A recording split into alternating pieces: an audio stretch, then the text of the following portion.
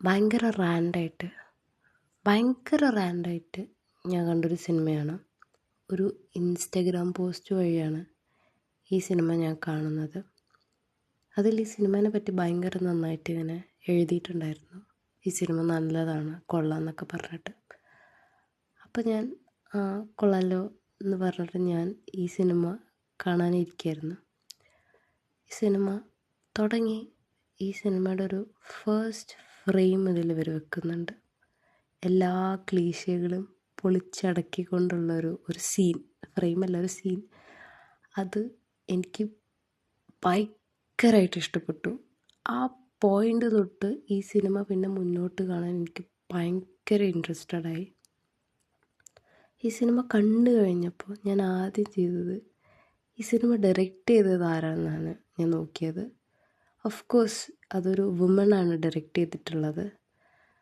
അത്രയും ഷുവറായിട്ട് എനിക്ക് പറയാൻ പറ്റും, ഇത് ഒരു വുമൺ അല്ലാതെ ഒരിക്കലും എഴുതാൻ പറ്റില്ല. കാരണം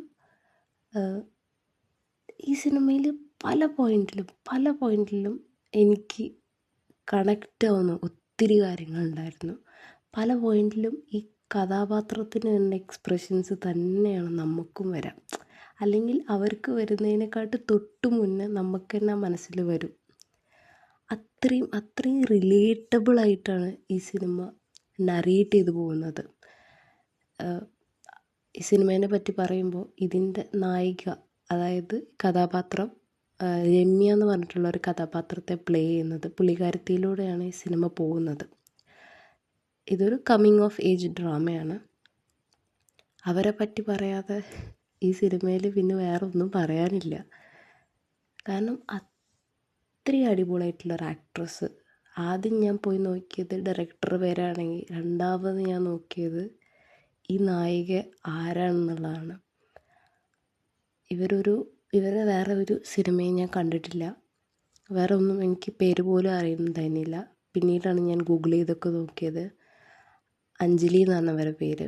ഒരുപാട് സിനിമകളൊന്നും ചെയ്തിട്ടില്ല, വളരെ കുറച്ച് സിനിമകളാണ് ചെയ്തിട്ടുള്ളത്.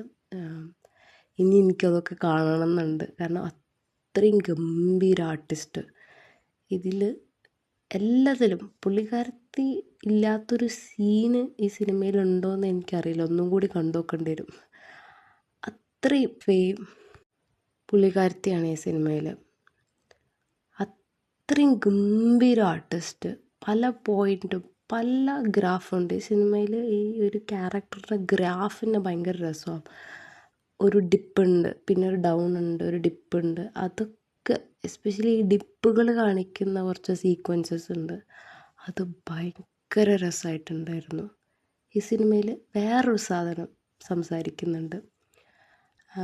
ഈ പെൺകുട്ടികളും അവരുടെ അമ്മമാരും തമ്മിലുള്ളൊരു റൈവലറി ഉണ്ടല്ലോ, അത് എന്തുകൊണ്ട് വരുന്നു എന്നുള്ളത് ഈ സിനിമയിൽ കറക്റ്റായിട്ട് കാണിക്കുന്നുണ്ട്.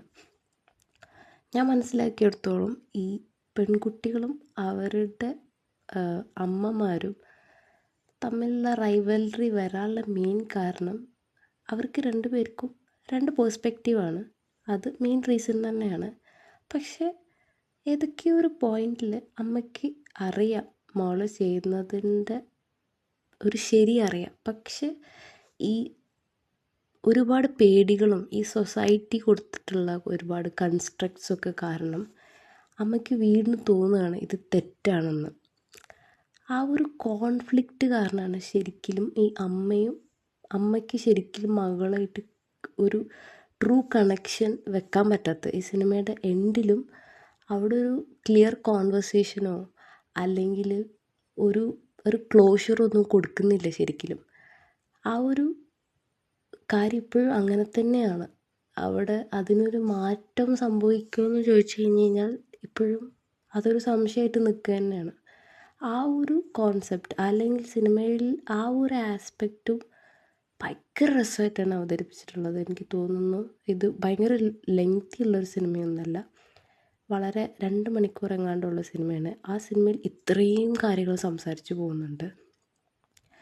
പിന്നെ coming to the title Bad Girl, അത് തന്നെയാണ് ഈ സിനിമയിലെ കോർ ഐഡിയ. അത് തന്നെയാണ് ബാഡ് ഗേൾ. എപ്പോഴാണ് ഒരു പെൺകുട്ടി ബാഡ് ഗേൾ ആവുന്നതെന്നുള്ളത് ആണ് ഈ സിനിമയുടെ കോർ എലമെൻറ്റ്. അവളുടേതായ രീതിക്ക് ജീവിക്കാൻ തുടങ്ങുമ്പോൾ, അല്ലെങ്കിൽ മറ്റുള്ള പെൺകുട്ടികളിൽ നിന്നും ഡിഫറെൻ്റ് ആയിട്ട് പേഴ്സ്പെക്റ്റീവ്സ് ഉണ്ടാവുമ്പോൾ അവിടെ ആ പോയിൻ്റ് ഇട്ടിട്ട് അവർ ബാഡ് ഗേളായി മാറുകയാണ്. പിന്നെ ഈ ബാഡ് ഗേൾസ് എന്ന ടൈറ്റിൽ അവസാനത്തോട്ട് എത്തുമ്പോൾ ഈ ക്യാരക്ടറും ഇത് അക്സെപ്റ്റ് ചെയ്യണം. Because being A bad girl is actually good എന്നുള്ളത്. അവിടെ നമുക്ക് നമുക്ക് ജഡ്ജ്മെൻ്റ് ഉണ്ട്, ആളുകൾ നമ്മൾ ജഡ്ജ് ചെയ്യുമെങ്കിലും നമ്മളൊരിക്കലും ട്രാപ്പ് ചെയ്യപ്പെടില്ല. ആ ഒരു കാര്യം കറക്റ്റായിട്ട് സിനിമയിൽ കാണിക്കുന്നുണ്ട്. ഒരു അടിപൊളി സിനിമയാണ്. ഒരുപാട് നല്ല നല്ല ഫ്രെയിംസ് സിനിമയിലുണ്ട്, അതെടുത്ത് പറയണം. ഈ അമ്മയും ഈ മകളും തമ്മിലുള്ള 1-2 അടിപൊളി ഫ്രെയിംസ് ഉണ്ട്, അതെനിക്ക് ഭയങ്കരമായിട്ട് ഇഷ്ടപ്പെട്ടിട്ടുണ്ട്. ഒരു ഫ്രെയിമിൽ അമ്മയും മകളും അങ്ങോട്ടും ഇങ്ങോട്ടും തിരിഞ്ഞിരിക്കുന്ന ഒരു സീക്വൻസ് ഉണ്ട്. ശരിക്കും രണ്ടാൾക്കും 2 പേഴ്സ്പെക്റ്റീവ് ആണെങ്കിലും അവരുടെ ആ ഒരു പോയിന്റിൽ രണ്ടാളുടെ തലയിലൂടെ ഓടുന്നത് ഒരേ സാധനമാവുന്ന ഒരു പോയിന്റ് ഉണ്ടായിരുന്നു. അത് ഭയങ്കര രസമായിട്ട് ഈ സിനിമയിൽ ഒരു ഫ്രെയിമിൽ കാണിക്കുന്നുണ്ട്. ഭയങ്കര രസമുള്ള സിനിമയാണ്.